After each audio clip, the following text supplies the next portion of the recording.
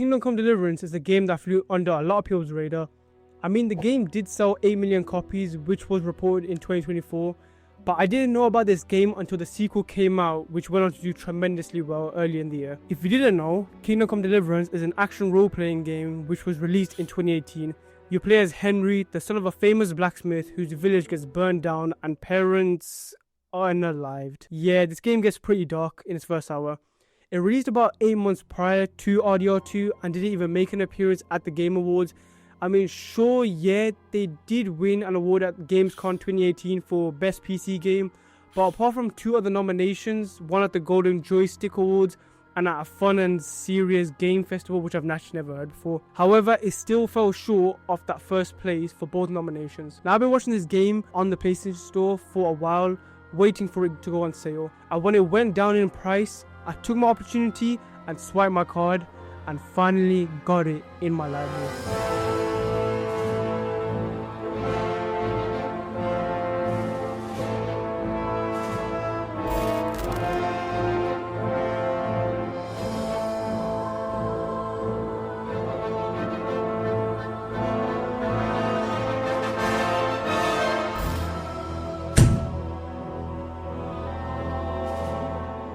Now, I've clocked about 6 hours in this game, and the main thing I realized was how deep the RPG elements in this game actually are. I think I'm confident in saying that this game may have the most innovative RPG features for its genre.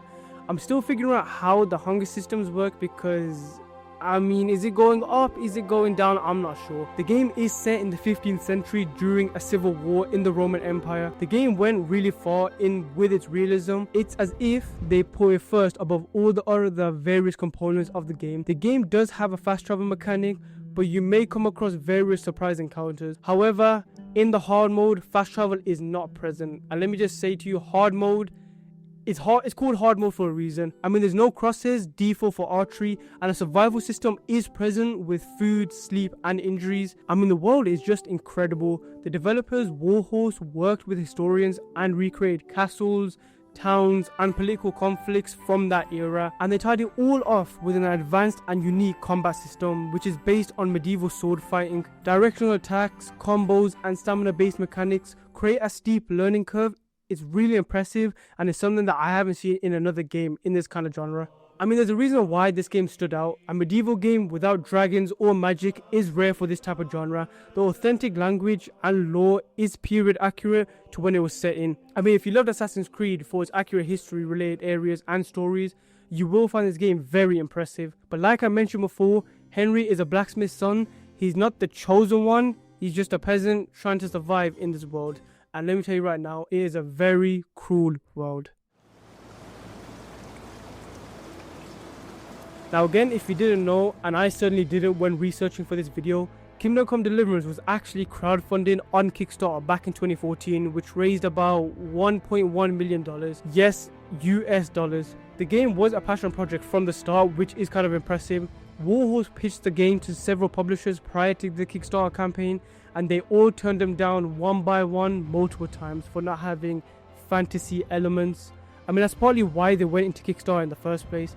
The lead designer Dan Vavra wanted to create an RPG based on real European history and not just some fantasy tropes. I mean, it makes sense as to why he went down this route, since there are so many games in that genre with the magic and the potions, such as Skyrim, Oblivion, Dragon Age, and many more that I'll put up on the screen. Warhorse used the CryEngine to develop the game, which contributed to its realistic visuals, but also to some of its technical issues. I mean, one of the things I am a bit frustrated by is the lack of a 60 FPS patch from the devs on next-gen consoles.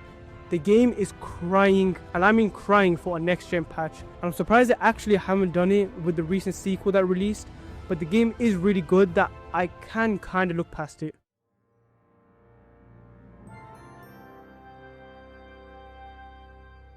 Now, when I said that this game has deep RPG elements, I wasn't just saying that to emphasize.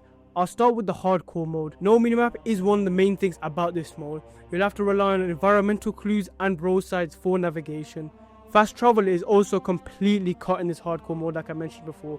Skill-based progression is present, so you don't have to level up in traditional ways. Instead, skills improve through using them and progressing. Weapon and armor layers allow padding and chainmail fall damage to be calculated based on what layer is hit. And I also mentioned before about how there's no crosshairs when it comes to archery by default. Arrows are also dropping over long distances, similar to snipers in FPS games.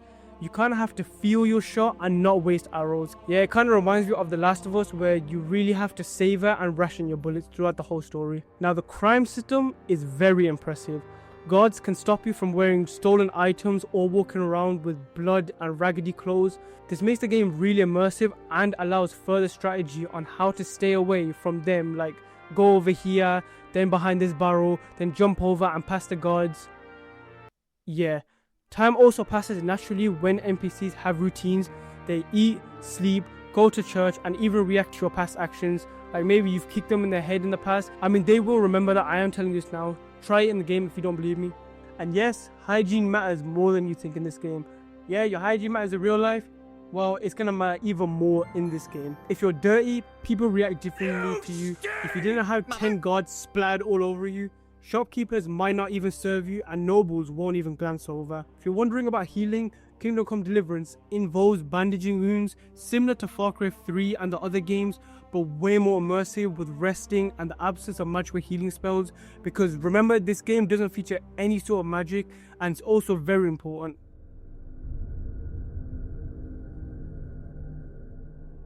Now, the reception this game received was mostly mixed positive.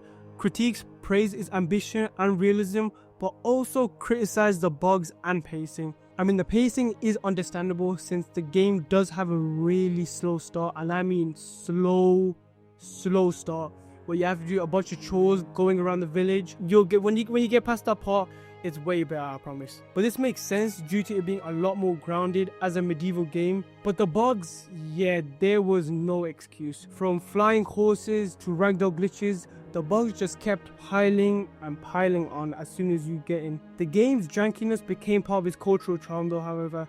Despite being a console game too, the PC version saw extensive modding support. Mods such as new armor, bug fixes and graphical overhauls encourage players to replay and experiment with the game further. Then again, with the main story being 30 to 50 hours long with at least 100 hours of content, there wasn't a lack of features and extra content. Then when people thought they had enough content, Warhorse Studios dropped a series of DLCs that range from being able to build and manage your own village to playing as a side character and viewing the game from a whole new set of eyes.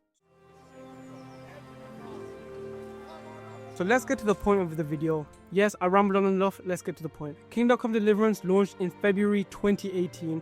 RDR2 followed in October 2018, but there was a problem. For Kingdom Come Deliverance 1, the RDR2 marketing train was already in full motion by early 2018. And with a Rockstar Games title releasing, all focus was on that. From the moment it was announced, RDR2 dominated games news cycles, and I mean it. YouTube recommendations, social media, tweets, Instagram posts, whatever. I mean, you couldn't go on Twitter without seeing an article on what RDR2 was going to be. Then again, even though Kingdom Come Deliverance released earlier, many players chose to wait for RDR2 rather than invest time in an unfamiliar medieval RPG from a lesser known studio. I mean, RDR2 had a budget of around $500 million, making it one of the best and the most expensive games ever made. The result, you might ask? Rockstar's infinite resources, top tier motion capture, flawless animations and AAA polish made it almost impossible for Kingdom Come Deliverance 1 to compete. Even small details such as horse testicles made headlines. Yes, horse testicles. You won't ever see that again. The appeal that RDR2 had compared to Kingdom Come Deliverance was massive. Kingdom Come Deliverance had a more slow and steep learning curve, which appealed to mostly hardcore RPG fans and history buffs. RDR2's story was driven with heists, saloons, and horse testicles.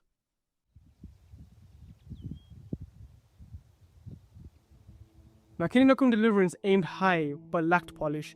Even from the first playthrough, there is something in this game that appealed to me that allowed for me to watch it to come on sale on the PlayStation Store. It also appealed to niche audiences during a year packed, and I mean packed, with giants such as God of War, Spider-Man and Assassin's Creed Odyssey.